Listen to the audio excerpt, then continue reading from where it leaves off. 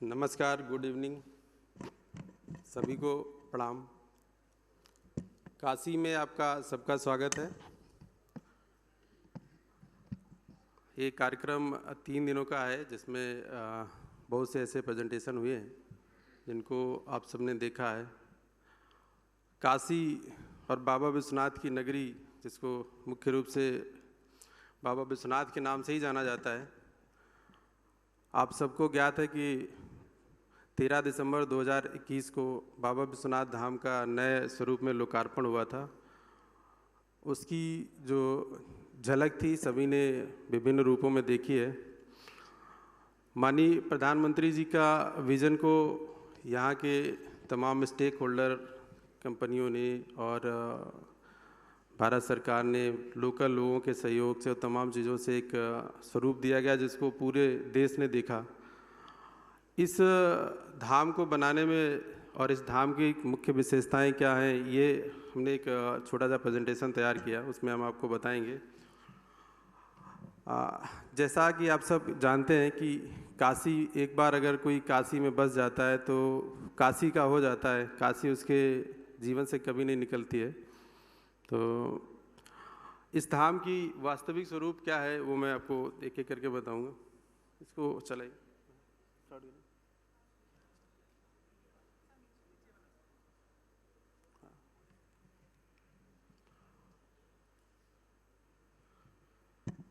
काशी, जैसा कि सबको पता है कि बाबा विश्वनाथ की नगरी है, इन्हीं के नाम से जाना जाता है। माननीय प्रधानमंत्री जी का जो विज़न था उसको हम लोगों ने साकार दिया है।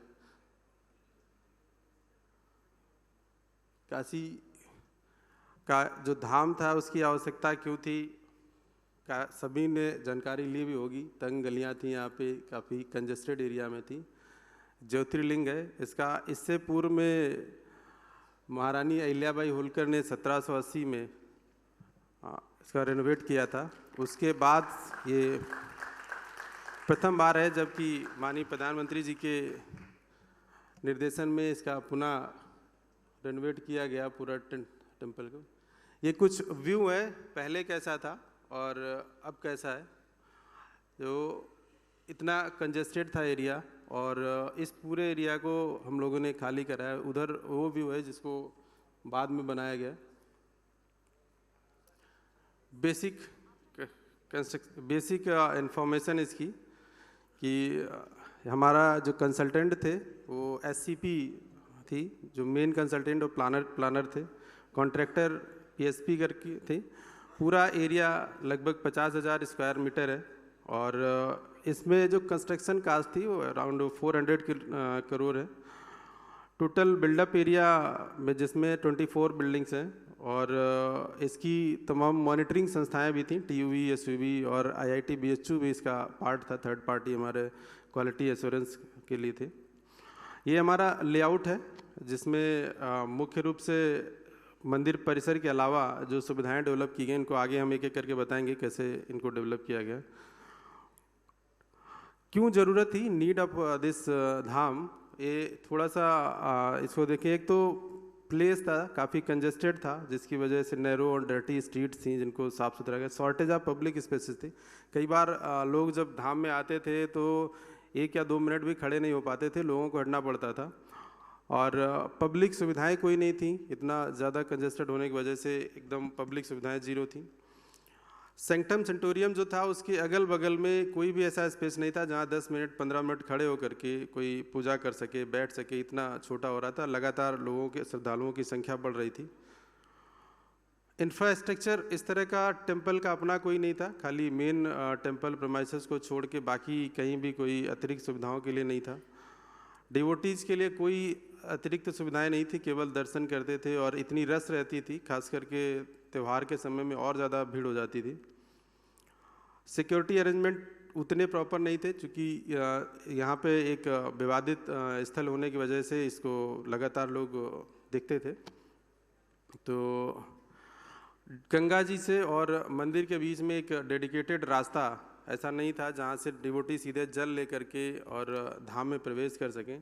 तो वो भी ये माननीय प्रधानमंत्री जी का ही विजन था कि इसको इस तरह से जोड़ा जाए कि डेडिकेटेड रास्ता बनाया जाए तो उसके दोनों ओर सुविधाएं हो, उस चीज़ को नहीं थी, उसको भी ध्यान रखा गया। और फिर एक अच्छा एनवायरनमेंट जहाँ पे प्लीजेंट लुक लगे, जहाँ देख करके लोगों को थोड़ी देर बैठने का मन करे। इसके पीछे जो बेसिक आइडिया था वो हम सबको पता है कि जो हमने ऊपर बताया कि इस तरह से मूवमेंट प्लान अच्छा हो, लोगों का हेरिटेज साइट का प्रिजर्व कर सके, हसल फ्री दर्शन हो, कनेक्ट हो सके तमाम टेम्पल आपस में, और फैसिलिटी डेवलप हो सकें, ये इनका बेसिक आइडिया था। प्रोजेक्ट के दो मेन प्लानिंग थी, एक तो कंस्ट्रक्शन था, दूसरा लैंड एक्विजिशन और लोगों का पुनर्वासन करना था। तो इसमें हमारा जो कंस्ट्रक्शन पार्ट हमने बताया कि हमारे SCP हमारा मेन कंसल्टेंट थे, तमाम स्टेक होल्डर्स थे जिनके द्वारा अप्रूवल और सब चीज़ें करते हुए, जैसे NMCG सबसे जिनसे ज़रूरत था हमने लिया। लैंड एक्विजिशन हमारा सबसे टफेस्ट पार्ट था, क्योंकि इस पूरे एरिया में लगभग हमने 350 के आसपास प्रॉपर्टी ली, 350 प्रॉपर्टीज़ ली, जिसमें तमाम लगभग 1400 पीपल को हमने यहाँ से रिलोकेट किया, लोगों को यहाँ से हटाया और रिहेबिलिटेट ये किया। और साथ ही साथ जो व्यापार था उनको भी हम लोगों ने यहाँ से शिफ्ट कराया। जो पुनर्वासन हमारा एक टफेस्ट पार्ट था, हमने छोटा मात्र 4 हेक्टेयर लैंड में ही हमने करीब 350 घरों को और लोगों को यहाँ से हटा करके दूसरी जगह पुनर्स्थापित कराया। एक टफेस्ट पार्ट था। इसके अलावा चूँकि ये काफ़ी पुरानी साइट थी, काफ़ी पुरानी थी, जहाँ तमाम मठ और ट्रस्ट प्रॉपर्टीज़ थी, इस रेंटेड प्रॉपर्टी थी, जिसको लेना एक टफेस्ट पार्ट था। उनको हमने देख करके, लोगों से बातचीत करके, नेगोशिएशन, और इस पूरे कॉरिडोर की जो पूरा धाम बना, उसकी एक सबसे ब्यूटीफुल बात यही थी कि इस पूरे प्रोजेक्ट को बनाने में सिंगल हमारे पे कोई कोर्ट केस पेंडिंग नहीं रहा। लोगों से सुलह समझौते से इसको बेहतर ढंग से बना लिया हम लोगों ने। तो एक बड़ा अच्छा था कि लोगों से बातचीत करके पूरे धाम को बनाया गया। कोई ऐसा कोर्ट केस नहीं हुआ जिसकी वजह से प्रोजेक्ट में कहीं पे बाधा आई हो। ये हमारी सबकी या पूरी जो टीम थी उसकी मेहनत थी, जिसको लोगों ने बनाया। दूसरा, जो तमाम धार्मिक प्रॉपर्टीज़ थी, लोगों ने स्वेच्छा से इसमें कंट्रीब्यूशन किया। कुछ लोगों ने प्रॉपर्टीज़ के बदले प्रॉपर्टीज़ मांगी, कुछ लोगों ने स्वेच्छा से दान कर दिया कि नहीं, हम मंदिर को बनाने में सहयोग है। तो कहीं ना कहीं पूरे लोकल लोगों का भी एक बड़ा स्टेक होल्डर था, जो स्टेक था जो इस पूरे धाम को बनाने में।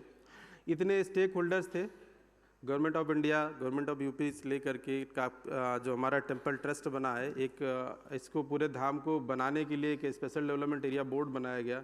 District administration, PWD, Nagar Nigam, local development authority, police and अन्य स्टेक होल्डर्स, कॉन्ट्रैक्टर और तमाम वेरियस जितने थे, इवन ओनर और टेनेंट्स वगैरह को भी हम लोगों ने इसमें कोलैब किया। उनको ये चीज़ों को बार बार बताया कि इसको इस तरह से कर सकते। तो पूरे स्टेक होल्डर्स से हम लोगों ने सहयोग लेकर के इसको बेहतर स्वरूप देने के लिए लगातार नेगोशिएशन, लगातार बातचीत करते रहे, ताकि कहीं किसी भी लेवल पे हम अपने को मंदिर बनाते समय अलगाव महसूस ना करें लोग। और धीरे धीरे जैसे जैसे इसका स्वरूप आता रहा, सभी लोगों ने सहयोग करना शुरू कर दिया। इसमें चैलेंजेस बहुत थे। शुरू में तो एक समय ऐसा भी था कि जब हमें लगता था कि इसको प्रोजेक्ट को जो हम डिज़ाइन और ड्राइंग करें उसको बनाने में भी दिक्कतें थी। सबसे बड़ा तो लैंड का ही था। शुरू में जब हम लोगों ने सर्वे किया तो लोगों के इतने ज़्यादा कंजेस्टेड मकान थे, हमें ग्राउंड लेवल का नहीं पता चला था। बहुत से मकान लेने के बाद ये पता चला उनके अंदर भी एक मंदिर है। तो लैंड हिंड्रेंसेस सबसे ज़्यादा थे, लेकिन हमने धीरे हमने उसके लिए अलग डेडिकेटेड टीम बनाई। 24 आवर हम लोगों ने बातचीत की अलग अलग स्टेज पे, और वो समय के साथ धीरे धीरे सभी एक समस्या रिजॉल्व हो गई। सब जितने वेरियस लेवल के प्लेटफॉर्म थे उन पर ले जा कर के लोगों से डिस्कशन किया, लोगों से बातचीत की, उनके लिए पुनर्वासन का हमने प्लान बनाया।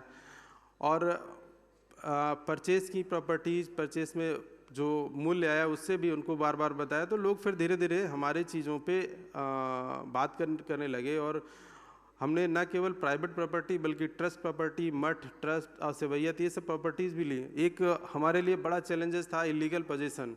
बहुत से लोग ऐसे थे, रेंटेड थे, बट वो रेंट भी दे नहीं रहे थे, आज की डेट में इलीगली बसे थे। उनको भी खाली कराने में टेम्पल ने बड़ा ही अपनी टेक्निक और लोगों के सहयोग से उसको खाली कराया। दूसरा, जब हम लोगों ने लैंड लेना शुरू किया तो कई पुराने टेम्पल निकले जो काफ़ी जीर्ण अवस्था में थे, जिनको सुरक्षित रखना और उनको उसी रूप में रेनोवेट करना एक बड़ा चैलेंज था। हम लोगों ने उसके लिए एक अलग टीम बनाई, लोगों से कंसल्ट किया, बात की, उनको उसी रूप में रेस्टोर करने का प्रयास किया हमने और काफ़ी हद तक उसमें सफल भी रहे। इसके अलावा हमारे साइट पे एक और भी एक, चूँकि इतना अंदर साइट है जहाँ पे लोगों का मूवमेंट करना मुश्किल है, वहाँ दिन में मटेरियल ले जाना एक बड़ा चैलेंज था।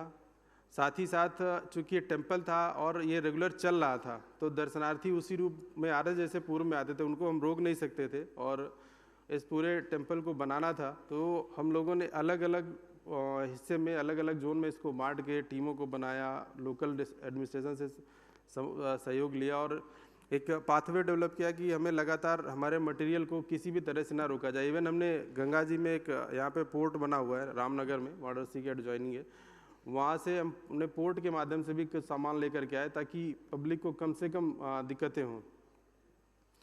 खाली कराना लोगों को समय के साथ और दर्शन को मेंटेन रखना, ये हमारी सर्वोच्च प्राथमिकता थी कि हम समय से कार्य कर सकें। हमारे पास काम करने के बड़े कम लिमिटेड टाइम था। हम अक्सर जो मटेरियल मोबिलाइजेशन का कार्य रात में ही करते थे, पूरी रात हमारा कार्य चलता था हमें, क्योंकि दिन भर में पब्लिक रहती थी, दिन भर में या दर्शनार्थी रहते थे और वो दर्शन करते थे। तो शुरू में जब मंदिर से दूर की तरफ कार्य हो रहा था उतनी दिक्कत नहीं आई, लेकिन जो हम मंदिर के आसपास आते गए कार्य में हमें उतनी दिक्कतें आने लगी। पूरा जो वर्क हुआ ये शुरू में तो एकदम कोई रास्ता नहीं था। डेमोलेशन वर्क मैनुअली होता था हैमर से और फिर डेबरी मैनुअली उठाई जाती थी, कोई मैकेनिक हम लोग व्हीकल यूज़ नहीं कर पाते थे। वो काफ़ी कठिनाई रहा, शुरू में हमारा कार्य भी धीमा रहा। जब हम आगे बढ़े कार्य को, जब हमें रास्ता मिला तो फिर हम डेबरी उठाना, रबल्स उठाना हमें थोड़ा आसान हुआ, फिर कार्य भी तेज़ी से हुआ। ये एरिया चूँकि पहले से काफ़ी सेंसिटिव है सिक्योरिटी के पॉइंट ऑफ व्यू से, तो वहाँ पे भी हमें बहुत दिक्कतें हुई। सिक्योरिटी को लेकर के कई लेवल पे चेकिंग होती थी, मटेरियल ले जाना या और जो वर्कर थे उनको लाना एक अपने आप में टफ कार्य था। अगल बगल बिल्डिंगें भी थी जिनको डैमेज होने से बचाना भी हमारी प्राथमिकता थी। तो ये कुछ वो फोटोग्राफ्स हैं जिनको देख करके लगता है इस तरह से हम लोग मैनुअली उठाते थे, यूज करते थे और हैमर से तोड़ाई होती थी मकानों की। ये बनने का दृश्य है जो उस समय कार्य चल रहा था। ये कुछ बिल्डिंग जिनका कंस्ट्रक्शन हो रहा था। इसमें मुख्य चीज़ें क्या है, वो एक शुरू में जब धाम बनाया गया वहाँ पे कुछ चीज़ों को लिया गया, साथ ही साथ जैसे जैसे डेवलपमेंट हुआ वैसे वैसे चीज़ों को और बेहतर किया जाए। तो इसमें सबसे महत्वपूर्ण अगर इस पूरे धाम का कोई है तो वो मंदिर परिसर है, मंदिर का कोर्टयार्ड है। वो सबसे बेहतरीन स्थल है जहाँ पे नीचे फर्श में प्योर वाइट मार्बल लगा हुआ है और चुनार पत्थर से कर्व स्टोन करके 4 मुख्य द्वार बनाए गए इस धाम के, जिसमें के अंदर का एक कोर्टयार्ड है जिसमें किसको केवल हम लोग मंदिर परिसर बोलते हैं। इसके अलावा पूरे धाम में जितना भी वॉल क्लैडिंग की गई है वो बालेश्वर पत्थर से की गई, तो जो कि पूरे जो चुनार पत्थर है उसके साथ मिल करके खूबसूरत लुक देता है। इस पूरे धाम में 7 गेट हैं, जिसमें 6 गेट ऐसे हैं जिनमें दरवाज़ा है और एक गंगा द्वार जिसको बोलते हैं हम लोग, खूबसूरत गेट है। पूरा कैंपस को लाइट से सजाया गया है, पूरा इसका लुक रात में देखने पर एक अलग आता है। कैपेसिटी हमने एट ए टाइम लगभग 50,000 लोग इस पूरे धाम में रह सकते, इतना बड़ा हो गया है कॉम्प्लेक्स। पहले इसमें मुश्किल को 1000-2000 लोग रहते थे तो भीड़ लग जाती थी। इसमें 27 खूबसूरत स्ट्रक्चर हैं जिनमें का मुख्य परिसर के अलावा भी तमाम फैसिलिटी डेवलप की गई हैं, एम्पोरियम्स हैं बड़े बड़े।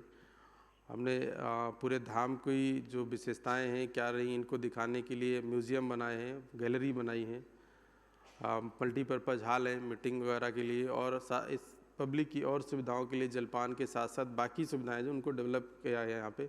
इवन हमने बनाने के बाद ये भी ध्यान रखा कि जो लोकल स्टेक होल्डर हैं, लोकल जो दुकानदार थे, उनको भी एक उचित स्थान दे सकें ताकि वो इस पूरे धाम से कनेक्ट रह सकें, वो अलगाव महसूस ना करें। उनके लिए भी हम लोगों ने प्लान किया यहाँ पे। 300 कैमरे हैं पूरे धाम में, सुरक्षित हैं। हम कंट्रोल रूम से देख करके गतिविधियों पे कंट्रोल रखते हैं पूरे धाम में कि कैसे कहीं पे भीड़ ज़्यादा हो रही, कोई समस्या हो रही तो पूरे धाम को हम यहाँ से नियंत्रित कर सकते हैं।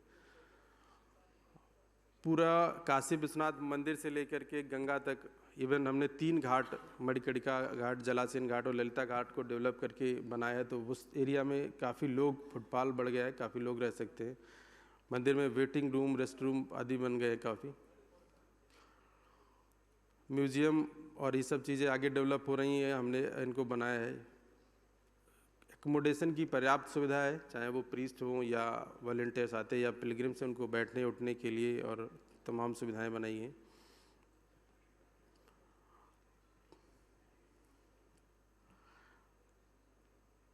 पूरे इस धाम में मीटिंग गैदरिंग के लिए हमने ऑडिटोरियम भी बनाए हैं। ये आफ्टर इनागुरेशन का कुछ दृश्य है जो उस समय कैप्चर किए गए थे, इनको दिखाया गया है इसमें।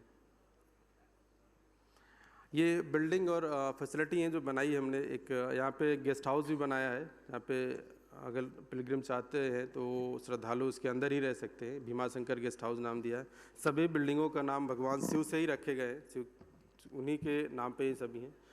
नीलकंठ भवन है, VIP लाउंज है, जिसमें कि कोई श्रद्धालु अगर आते हैं तो रेस्ट करते हो करके और यहाँ पे थोड़ी देर विराम करने के बाद अपना दर्शन कर सकते हैं। एक सोमनाथ भवन है, इसमें हम लोगों ने म्यूजियम बनाया है। त्र्यंबकेश्वर हॉल एक मीटिंग हॉल है यहाँ, जिसमें बैठ कर के मीटिंग की जा सकती है। अमरनाथ संकुल है, इसमें हमने छोटे छोटे जो दुकानदार हैं उनको यहाँ पे पुनर्वासित किया है कि अपनी दुकान चला सकें।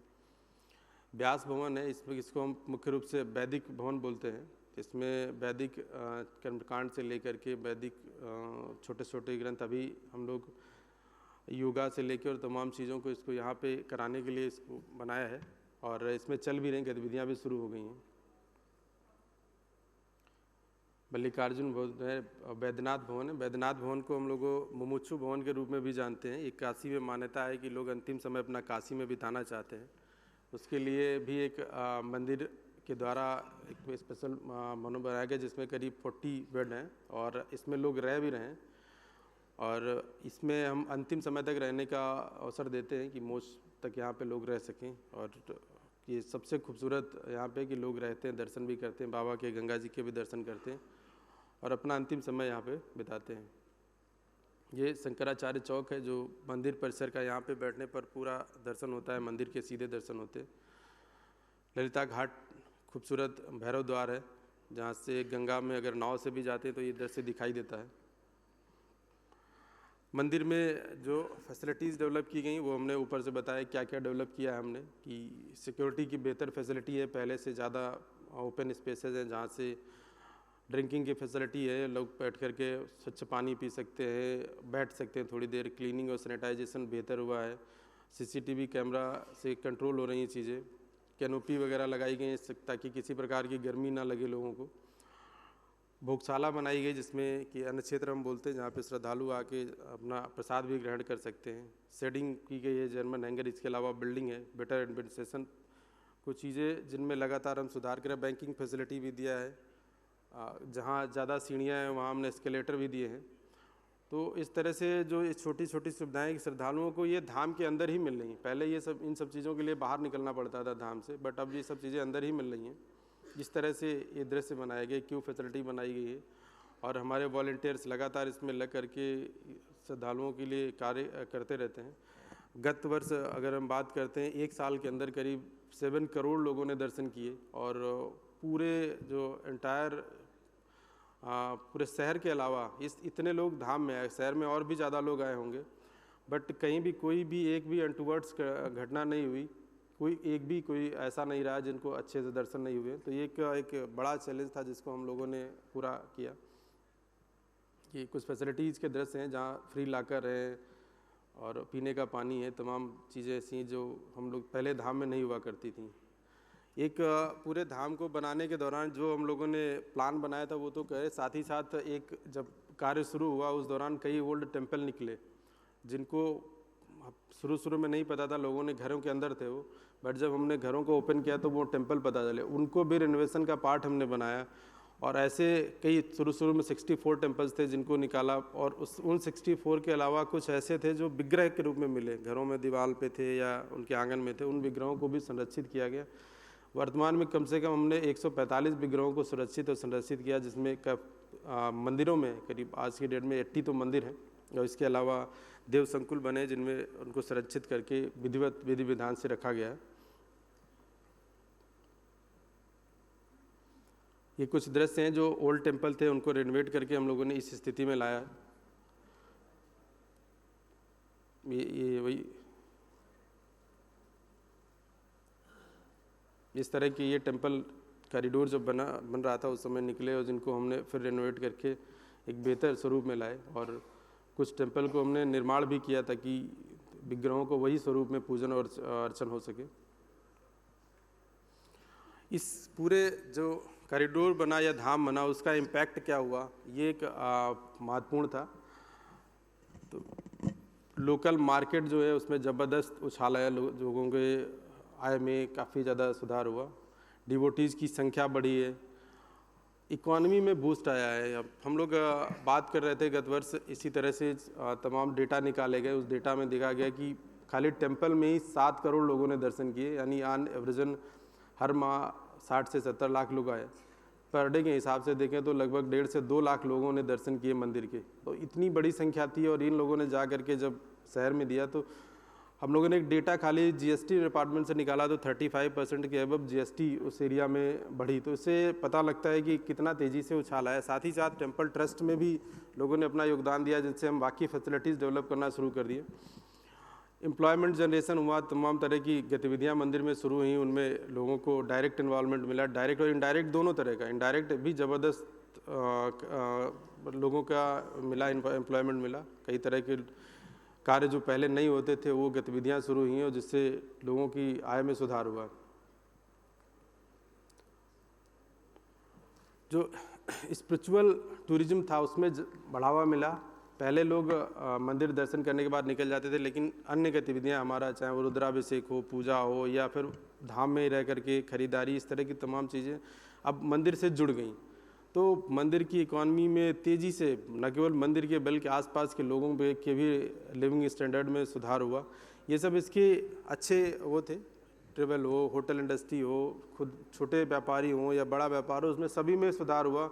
और उसका नतीजा है कि यहाँ पूरा हॉस्पिटलिटी जो इंडस्ट्री है पूरा का पूरा, उसमें टूरिज्म के दस्ते देखें तो कई गुना वृद्धि हुई। आज की डेट में लोगों का ये कहना है कि कोई भी एक होटल खाली नहीं मिलता है, ये स्थिति है आ गई है। और ये केवल टेम्पल की रेनोवेशन के बाद की स्थिति है।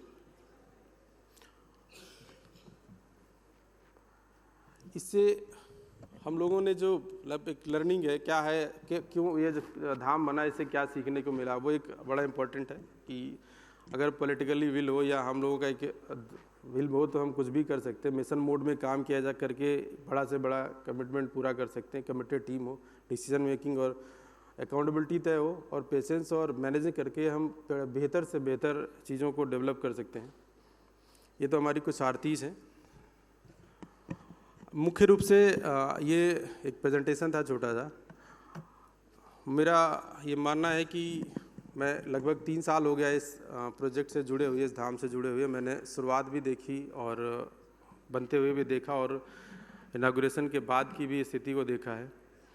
हम सबका मानना है कि टेम्पल को केवल हम लोग पूजा से जोड़ते हैं कि पूजा का स्थल है, बट अगर उसको बृहद रूप में देखें तो हमारा ये रिलीजियस, सोशल और तमाम तरह के स्पिरिचुअल और इवन जो हमारी लिटरेचर है उन सबका ये पार्ट रहे मंदिर। यहाँ ऐसी तमाम गतिविधियाँ होती जो हमारे सामाजिक जीवन को उन्नत बनाती हैं, सोशल गतिविधियों को और ज़्यादा लोगों को जोड़ती हैं। मंदिर को उस रूप में अगर देखा जाए तो न केवल मंदिर को हम पूजा स्थल के रूप में, बल्कि इसका एक बृहद सामाजिक सरोकार निकाल सकते हैं।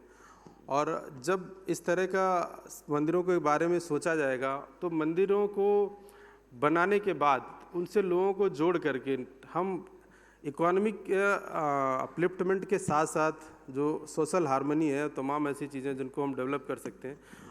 पहले भी अगर हम शुरू की बात करते हैं सनातन धर्म की, तो शुरुआत से भी मंदिर कई गतिविधियों के पार्ट रहते थे, कई सामाजिक हमारी व्यवस्थाओं के पार्ट रहते थे, और आज भी हैं। बीच में कुछ ऐसा दौर आया जहाँ पे मंदिरों को लोग केवल पूजा स्थल के रूप में देखने लगे। पूजा स्थल उसका पूजा एक पार्ट है, बल्कि मंदिर का सामाजिक दायरा बहुत बड़ा है।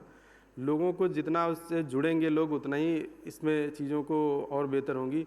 इस प्रोजेक्ट को बनाने के दौरान हम लोगों को भी यही लगता था कि 2-4 स्टेक होल्डर हैं। जब हम बात करना शुरू किए तो यहाँ के लोकल लोग उतने ही इम्पॉर्टेंट थे जितना कि बाकी संस्थाएं थीं। उन सबको जोड़ करके हमने बनाया, और बनाने के दौरान भी एक भी मंदिर में ऐसी घटना नहीं हुई जिसको लेकर के कभी कोई विवाद रहा हो, कोई कोर्ट केस नहीं हुआ। लोगों ने बैठ करके सॉल्व हुए, और बनने के बाद भी उस चलाने में भी हम लोग तो एज ए एडमिनिस्ट्रेशन चला रहे थे, बट लोकल लोगों के सहयोग के बिना किसी चीज़ को संभव नहीं है। लोकल लोगों को भी उसमें कभी कोई ऐसा ऐतराज़ नहीं हुआ, कभी कोई ऐसी व्यवस्था में व्यवधान नहीं हुआ कि लोकल लोग ना करें। और मंदिर की तमाम ऐसी जो सामाजिक व्यवस्थाएं थी, जो सामाजिक सर्विसेज थी जो पहले नहीं शुरू कर पा रहे थे, धाम बनने के बाद उनमें भी उनकी ओर भी हम लोगों ने सोचना शुरू कर दिया। डेवलपमेंटल हमारी प्रोसेस शुरू हुई और आगे हम उनको बढ़ा भी रहे हैं धीरे धीरे। हमारे यहाँ फ्री अन्न क्षेत्र शुरू हुई, तमाम ऐसी गतिविधियाँ शुरू हुई हैं जो इतने बड़े परिसर में हम लोगों को श्रद्धालुओं को बैठाने का मौका मिल रहा है। आप सब जानते हैं, अभी आए हैं, आप मंदिर दर्शन भी करेंगे। जिन्होंने नहीं किया है वो एक अपना यहाँ देखने के बाद एक नया एक्सपीरियंस जानेगा। जिन्होंने किया उनको अंदाज़ा लग गया होगा कि मंदिर की क्या भूमिका है। ये जो प्रोग्राम हो रहा है निश्चित रूप से पूरे देश में एक नई जागरूकता लाएगा। कई बार हम लोग सोचते हैं हमारे युवा धाम से मंदिरों से नहीं जुड़ रहे हैं, उनको और जोड़ा जाए। इस तरह से जब कोई डेवलपमेंट होते हैं इस तरह धाम को, और ये मुझे लग रहा है कि काशी विश्वनाथ धाम पूरे भारत का पहला मंदिर है जो इंटायरली चेंज हुआ है। खाली मेन सेंक्टम सेंटोरियम को छोड़ दे तो पूरा का पूरा धाम चेंज हुआ है। और इससे एक स्टार्टअप शुरू हुआ है कि भाई इससे एक नई चीज़ शुरू हुई कि अब हमारे धर्म स्थल इतने बेहतर और इतने स्वरूप वाले अच्छे हो सकते हैं।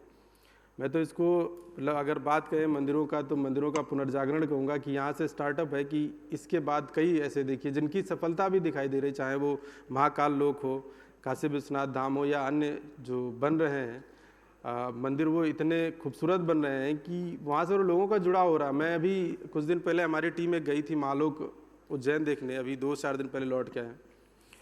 तो वहाँ खाली धाम को देखने के लिए 1 लाख लोग रोज आ रहे हैं।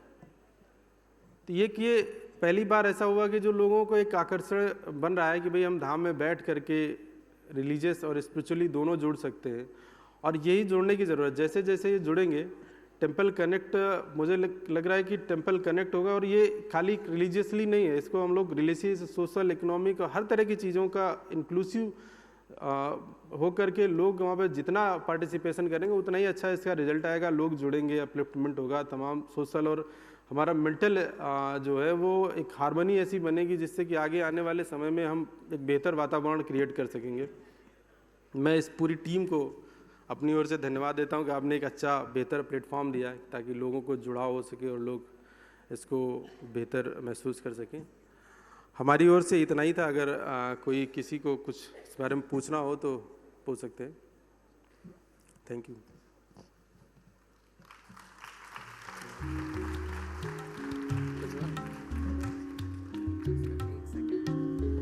मैं रिक्वेस्ट करूंगी गिरीश कुलकर्णी जी से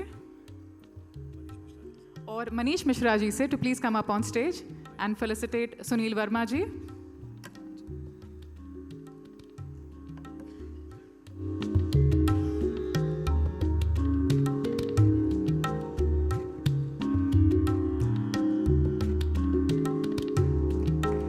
दोस्तों जोरदार तालियां हो जाए।